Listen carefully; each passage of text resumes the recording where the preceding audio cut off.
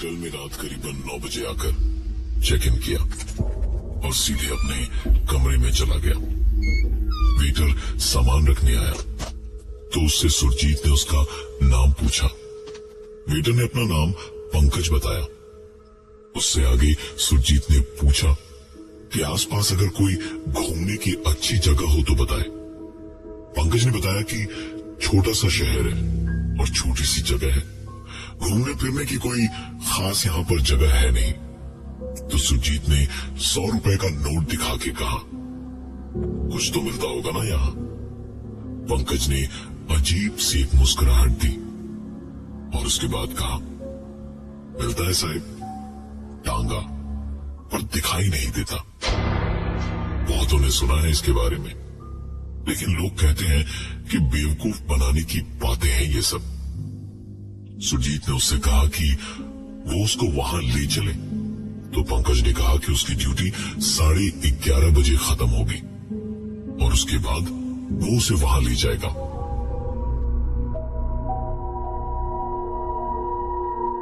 दोनों की बात तय रही और सुरजीत भी नहा धोकर फ्रेश होकर लेट गया कि जाने से पहले थोड़ा आराम कर ले। पंकज से बात रात के 11:30 बजे की हुई थी। 12 बजे, 12:30 बजे और फिर 1, लेकिन पंकज नहीं आया। सुरजीत ने सोचा कि पूछ ले कि वो कब तक ड्यूटी से छूटेगा। यही सोचकर उसने रिसेप्शन पर फोन किया और पंकज के बारे में पूछा। तो पलट के रिसेप्शन से आवाज आई कि सर, इस नाम का तो कोई स्टाफ यहाँ है ही नहीं।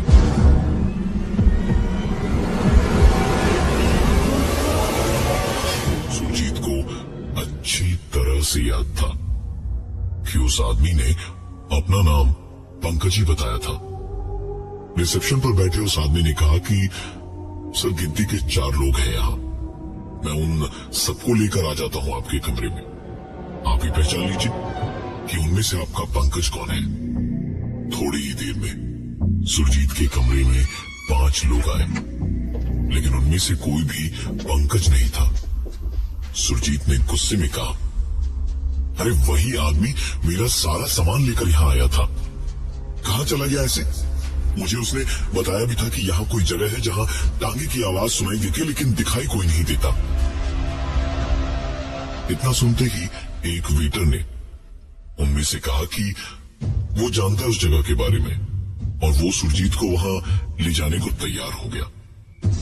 दोनों तुरंत वहां से निकले और बाइक से वहां कुछ रात के सुनसान सड़क पे 10 मिनट में ही पहुंच गए।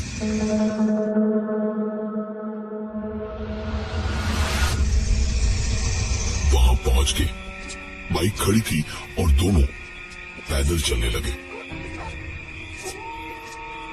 कि तभी चलते चलते उस वेटर ने कहा, सुरजीत जी, 30 साल की उम्र में आप यहाँ एक छोटे से शहर में क्यों घूमने आए? आपको तो कहीं गोवा टाइप की जगह पर जाना चाहिए था। ये सुनते ही सुरजीत चौंक गया और उसने पूछा कि तुम्हें मेरा नाम और उम्र कैसे पता? वेटर ने हंसते हुए कहा, अरे सर, चौंकिए मत, इतना तो रजिस्टर में एंट्री तो आपने मेरे सामने ही की थी ना। सुरजीत की जैसे जान में जान आई। उसने मुस्कुरा के कहा, हाँ, मैं तो भूल गया था यार। वेटर ने भी मुस्कुराते हुए कहा, क्या सर, आप भी, आपका नाम और उम्र जानने से ज्यादा आपको चौंकना चाहिए तब जब मैं आपसे कहता कि आप यहाँ पर लड़की बेचकर खुद को छुपाने के लिए आए हैं।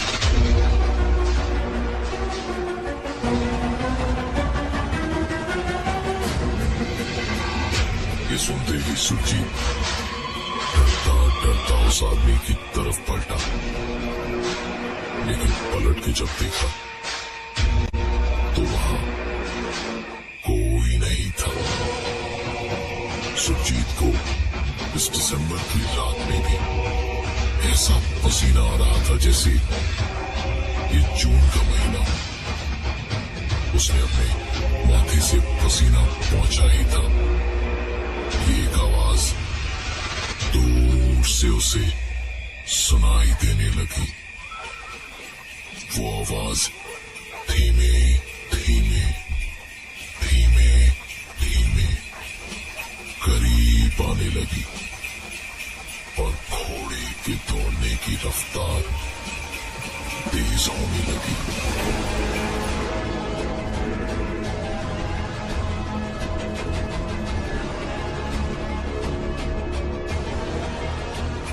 घोड़े में ठीक से दिख भी नहीं रहा था कि आखिर टांगा कहाँ है, और न ही समझ आ रहा था कि सुरजीत खुद कहाँ खड़ा है।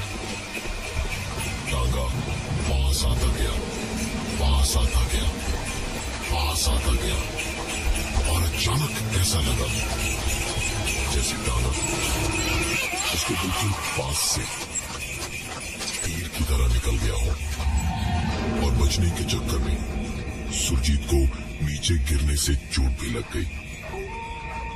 दूर जाते हुए टांगे की आवाज धीरे धीरे दूर जाके अपने आप आनी बंद हो गई, और तभी एक आवाज ने उसका ध्यान तोड़ा। क्या हुआ साहब, चोट तो नहीं लगी? सुरजीत ने देखा कि एक आदमी सर्दी में शॉल ओढ़े, मंकी कैप पहने उसकी ओर हाथ बढ़ाए खड़ा था। सुरजीत उन्हें थैंक यू बोलते हुए उठा और उसने पूरी बात बताई तो उस आदमी ने हंसते हुए कहा, साहब बकवास है साहब, कोई भूत प्रेत की बात नहीं है। कोहरा देखिए, मेरी शक्ल भी नहीं दिखेगी आपको ढंग से, तो इतनी दूर से टांगा कैसे दिखेगा? आपको ऐसी कहानियां सुना के भेजा है, इसी मारे आपको ऐसा वहम हो गया। उस आदमी ने बात तो बिल्कुल सही कही थी। उसने आगे कहा, चलिए सर, रात बहुत हो गई है, इलाका ठीक नहीं है ये, आपको हम होटल अवध तक छोड़ देते हैं।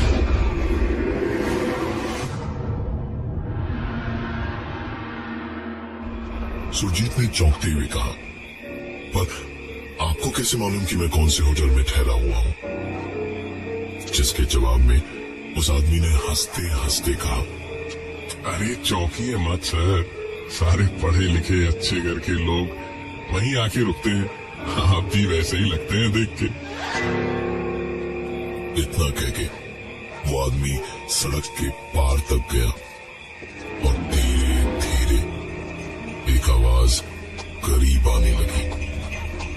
सुरजीत की आंखें चौड़ी होते होते चेहरा डर से पीला सा पड़ गया।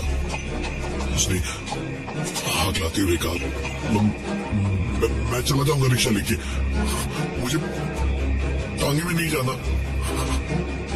उस आदमी ने मुस्कुराते हुए कहा,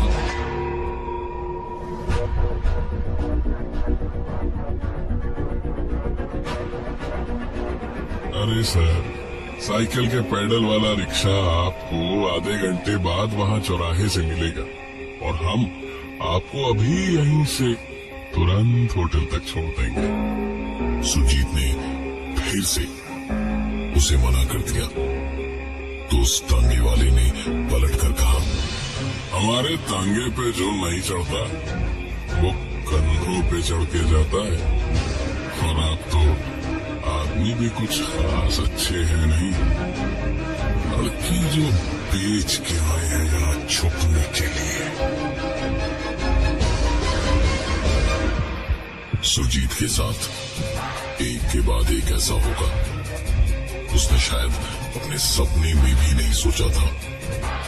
दिल की धड़कन जैसे अब चल नहीं, भाग रही थी, और ब्लड प्रेशर इतना ज्यादा बढ़ गया था कि सुरजीत वहीं रास्ते पर बेहोश होकर गिर पड़ा।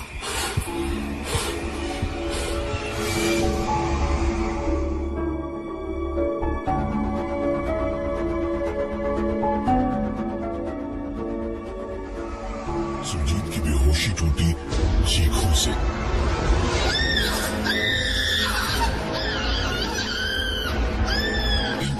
से भी बेहोशी पूरी नहीं गई थी कि वो चीखें अब किसी के रोने में बदल गई। उसने देखा तो पाया कि उसके हाथ और पैर दोनों किसी चीज से बहुत जोर से बंधे हुए थे और ऊपर की तरफ किसी चीज से अटकाया हुआ था उसका सर, जहां उसने अपनी आंखों के सामने एक शीशे को देखा जिसमें उसे अपने पैरों के पास एक लड़की बैठी हुई दिख रही थी जो घुटनों में मुंह छुपाए बैठी रो रही थी। उसका रोना और फटे हुए कपड़े उसकी दास्तां को बयां कर रहे थे।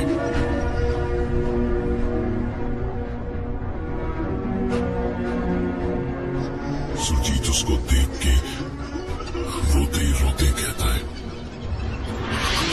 मुझे खोल दो प्लीज, प्लीज मुझे खोल दो, प्लीज प्लीज मुझे खोल दो, सुरजीत के कहते कहते उसके सर के ठीक ऊपर लगा कांच चटकने लगा, उसमें दरारें पड़ने लगी और वो चौड़ी होते होते जोर की एक आवाज से टूटकर बिखर गया। सुरजीत ने आंखें बंद कर ली थी। उसके कानों में उस लड़की के रोने की कोई आवाज भी नहीं थी। बिल्कुल सन्नाटा सा पसर गया था अचानक। एक कहानी का वक्त अभी भी नहीं आया था क्योंकि उसी वक्त उसे ऐसा लगा जैसे कोई बिल्कुल चेहरे के सामने आके खड़ा हुआ और सुरजीत को अपने कानों में एक आवाज सुनाई दी, आंखें खोलो ना सुरजीत, देखो मैंने तुम्हारी फेवरेट ड्रेस पहनी है, मुझे देखोगे नहीं? सुरजीत हिल भी नहीं सकता था। उसकी बाल पकड़ के किसी ने उसका सर दाईं तरफ मोड़ दिया। उसका सर जैसे ही दाईं ओर घूमा, बाएं कान के पास उसे एक चीख सुनाई दी।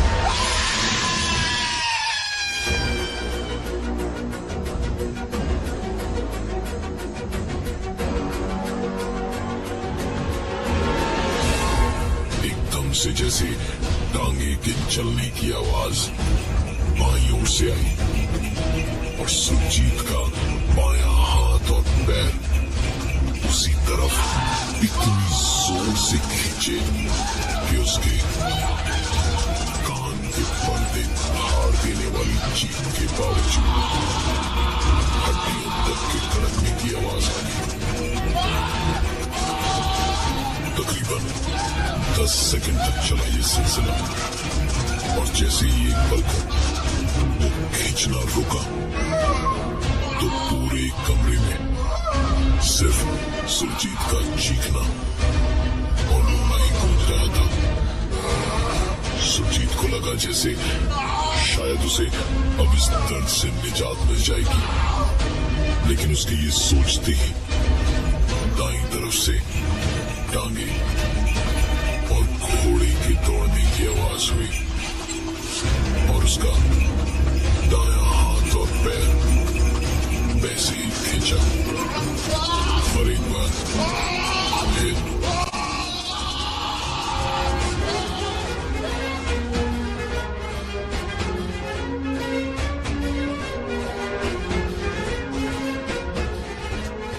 सुरजीत की चीखों था कि वो एक टांगे पर है जो धीमे धीमे चल रहा है और दूर से एक आवाज आ रही है। थोड़ी ही देर में सुरजीत को उठाकर उसे एक सख्त लकड़ी जैसी सतह पर रखा गया और कानों में एक आवाज ने कहा,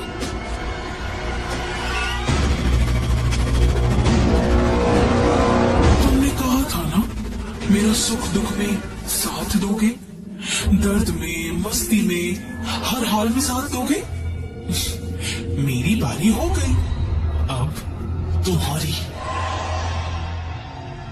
और गायत्री की आवाज की ठीक बात सुरजीत की एक और चीख गूंजी।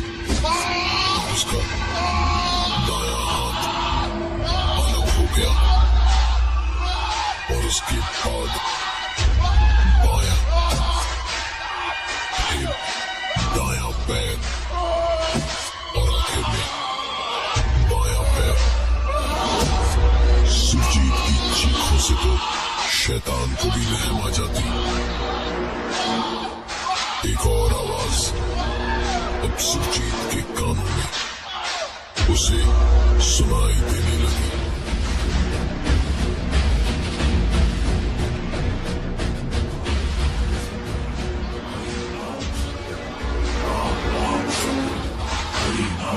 गायत्री के बाद अब उसके मरे हुए भाई पंकज की बारी थी कुछ कहने की। मेरी बहन के भरोसे और प्यार को तूने लालच की पट्टी में जिंदा जलाया, वैसे ही अब तेरी ही बारी है। सुरजीत साफ तौर पर महसूस कर पा रहा था कि उसे जिंदा जलाया जा रहा है। गूंजती रही तो बस सुरजीत के गुनाह की चीखें चीखें और बस चीखें।